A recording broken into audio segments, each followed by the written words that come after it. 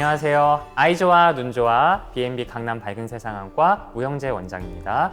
오늘은 제가 백내장 진료를 한동안 보면서 이제 환자분들께서 궁금하셨던 점, 그리고 자주 질문 주셨던 점들에 대해서 한번 정리를 해서 대답을 드리고자 합니다. 대부분의 분들이 궁금해하시는 포인트가 보면은 비슷비슷해요. 제일 궁금하고 이게 또 걱정되고 하는 부분들이 있기 때문에 그 점들에 대해서 제가 몇 가지 말씀드리도록 하겠습니다.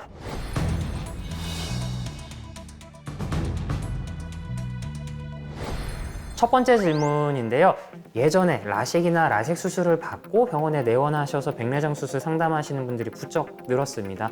아무래도 그분들이 초창기에 라섹 수술 도입됐을 때 수술을 하셨던 분들이 이제 서서히 세월이 흘러서 백내장 수술을 받으실 때가 되어서 이렇게 많이 방문을 해주시는데요. 이제 그런 분들도 질문을 많이 해주세요. 선생님 예전에 라식, 라섹 했는데 이제 백내장 수술을 받아도 제 눈 상태가 괜찮을까요? 문제는 없을까요? 라고 여쭤보십니다. 이제 라식, 라섹을 과거에 하셨던 분들은 크게 두 가지 점을 생각을 해봐야 됩니다. 자, 한 가지는 뭐냐면 우리가 눈 안에 인공수정체를 삽입할 때 이 인공수정체는 아무거나 갖다 끼우는 게 아닙니다. 그 사람의 눈의 모양과 형태를 가지고 수정체 도수를 계산해서 넣게 됩니다. 그때 보는 형태가 우리 각막의 모양, 형태를 한 가지를 보게 되고, 두 번째는 눈의 앞뒤 길이를 가지고 인공수정체 도수를 계산해 주게 됩니다. 그런데 이제 문제는 뭐냐? 라식이나 라섹을 받으셨던 분들은 각막을 한번 깎아냈기 때문에 모양이 조금 달라져 있어요. 그래서 우리가 예전에 쓰던 인공수정체 도수를 계산하는 방법은 라식, 라섹을 받지 않았던 사람들을 기준으로 만들어진 계산 공식이기 때문에 라식, 라섹 하셨던 분들은 그 계산 공식이 맞지 않을 수가 있습니다. 무슨 얘기냐면 백내장 수술을 했는데 근시나 원시가 조금은 남아있다, 이런 경우가 발생할 수가 있어요. 물론 당연히 최근에는 기술이 많이 발달하고 계산 공식이 점점 발달해 왔기 때문에 요즘은 그렇게 근시나 난시가 많이 남는 경우는 거의 없습니다. 그래서 특별히 걱정하시거나 그러실 필요는 없지만 수술 후에 근시 난시가 조금은 남을 확률이 있기 때문에 수술 전에 주치의 선생님과 충분한 상담을 통해서 이런 일이 생길 수 있다라고 충분히 주지하시고 수술을 받으시는 게 중요하겠습니다.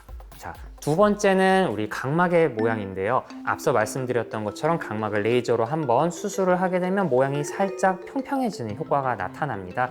그런데 우리가 백내장 수술을 하면서 최근에 많이 삽입하는 다초점 인공수정체는 눈 안으로 들어오는 빛의 양에 민감합니다. 그래서 빛의 양이 줄어든다거나 빛이 많이 퍼지게 되면 이 다초점 인공수정체의 효과가 생각만큼 발휘되지 않을 수가 있어요. 그런데 라식이나 라섹, 특히 예전 20년, 30년 전 방법으로 라식, 라섹을 하셨던 분들은 각막 모양이 평평해지면서 빛이 좀 퍼지는 효과가 눈에 남아있을 수가 있습니다. 그래서 이런 분들은 각막의 상태를 고려하지 않고 무턱대고 다초점 인공수정체를 넣다가는 수술 후에 멀리도 안 보이고 가까이도 안 보이고 전반적으로 뿌옇게 보이는 현상이 생기는 경우가 발생할 수가 있습니다.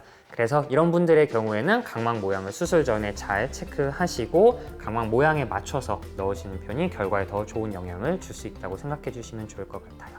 자, 그 다음 질문은 이제 예전에 수술을 받으셨던 분들에 관한 내용인데요. 예전에 다초점 인공수정체 삽입 혹은 수술 기술이 지금처럼 발달하기 전에는 대부분의 분들이 단초점 인공수정체라 그래서 멀리 혹은 가까이만 보이는 인공수정체를 넣는 수술을 받으셨습니다. 요즘은 기술이 발달해서 이제 다초점 인공수정체를 넣을 수 있는 상황이 되었는데 그렇지만 내가 예전에 단초점으로 수술했는데 지금 다초점으로 바꿀 수 있을까 하고 생각하시는 분들이 간혹 오셔서 이제 질문을 주십니다. 그렇지만 이 렌즈가 시간이 어느 정도 지나게 되면 눈 안에서 자리를 잡아가고 고정이 되기 때문에 기존에 넣었던 단초점 인공수정체를 빼기가 어려울 수가 있어요. 물론 수술할 때 굉장히 깨끗하게 수술이 잘 되어 있는 분들은 어떻게 뺄 수는 있겠지만 그 과정이 굉장히 어려울 수가 있기 때문에 그렇게 재수술하는 걸 적극 권장드리지는 않습니다. 한 가지 생각해 볼 수 있는 방법은 기존에 내 눈에 들어있던 단초점 인공수정체 앞에 다초점 효과를 만들어주는 렌즈를 삽입해 주는 것도 하나의 방법이 될 수는 있습니다. 물론 새로 들어가는 렌즈는 위치가 조금 불안정할 수 있기 때문에 효과가 많이 크진 않을 수는 있어요. 하지만 내가 다초점 인공수정체로 꼭 넣고 싶다 하시는 분들은 그런 방법도 있기 때문에 참고해 보시는 것도 도움이 될 것 같습니다. 그 다음 질문은 이제 수술을 받으셨던 분들 중에서 다초점 인공성체를 넣었는데 난시가 좀 남은 것처럼 시력이 좀 덜 나와요 하는 분들이 계실 수가 있어요.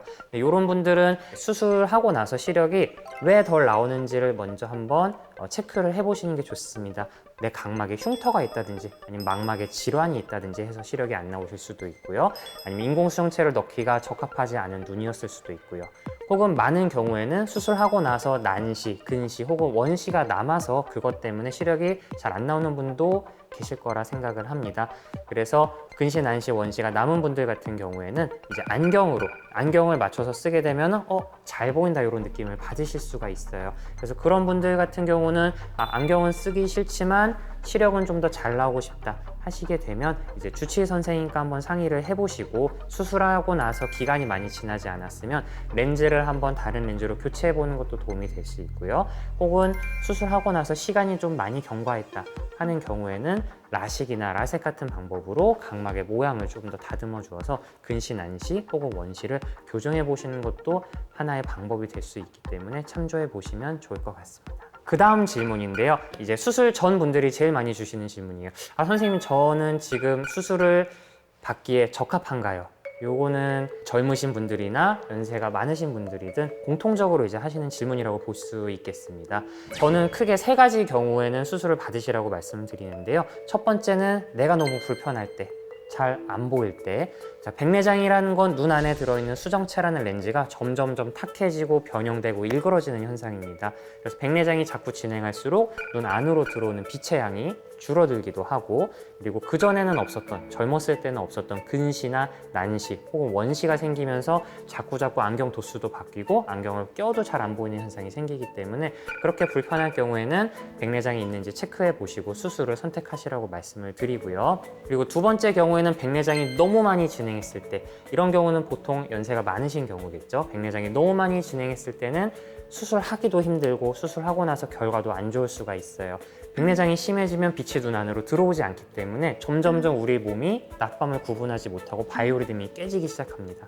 그러다 보니 할머니, 할아버지들이 낮에는 자꾸 졸고 밤에는 잠이 안 오고, 그러면서 바이오리듬이 깨지면서 질병 치레가 잦아지는 현상이 생기기 때문에 우리 전신적인 건강을 위해서라도 백내장 수술을 꼭 받으시라고 말씀을 드립니다. 그리고 세 번째는 두 번째와 연관되어서 백내장이 어느 이상 진행을 하게 되면은 이 수정체가 눈 안에서 물이 순환하는 길을 막으면서 갑자기 우리 눈 안에 있는 압력이 올라가는 현상이 생깁니다. 그걸 급성 녹내장이라고 얘기를 하는데, 그 정도로 백내장이 많이 진행하기 전에도 역시 저는 수술을 권장드린다고 생각하시면 좋을 것 같습니다. 오늘 내용이 도움이 되셨으면 좋겠습니다. 그래서 오늘 내용 아주 좋으셨다면 구독, 좋아요, 그리고 알람 설정까지 부탁드리도록 하겠습니다. 오늘 아이조아는 여기까지입니다. 감사합니다.